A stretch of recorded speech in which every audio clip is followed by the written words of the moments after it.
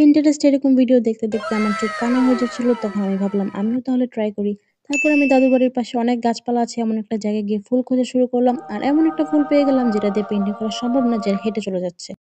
তারপর আমি খুঁজে, খুঁজে একটা ফুল পেলাম। আর এগুলো আসলেও ফুলের কাতারে পড়ে কিনা, এগুলো কি ফুল বা এগুলো দিয়ে কোনো পেইন্টিং হবে কিনা আমার কোনো আইডিয়া নেই। কিন্তু যেহেতু নাই মামার থেকে কানা মামাই ভালো, তাই কানা মামাকে নিয়েই পেইন্টিং করতে চলে গেলাম। আর আমি যতগুলো ভিডিও দেখছি সেগুলোতে হয়তো নয়নতারা ফুল না হলে অন্য যেকোনো বড় ধরনের ফুল ইউজ করছে। কিন্তু এই ছোট, ছোট ফুল দিয়ে কি ধরনের পেইন্টিং হবে জানি না। তারপর আমি ফুলগুলোকে একটু aesthetic ভাবে অর্গানাইজ করার ট্রাই করলাম। তারপর ৫০০ বছরের পুরনো একটা কাপ দিয়ে আমি ফুলগুলোকে স্ম্যাশ করা শুরু করলাম। আর স্ম্যাশ করতে, করতে আমার মনে পড়ল যে এটাতে একটা পলিথিন দেওয়া দরকার।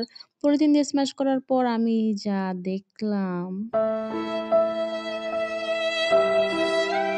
কিন্তু তখন কি আর করার, ভাবলাম শুরু যখন করছি তাহলে একদম শেষ করে দেই, একটা ফিনিশিং দিয়ে দেই। তারপর আমার মনে যা আসতেছিল তাই আঁকা শুরু করলাম। কি আঁকতেছিলাম নিজেও জানি না, কাকের ট্যাং, বকের ট্যাং, শুধু মনে হইতেছিল এটা শেষ করতে পারলেই বাঁচি।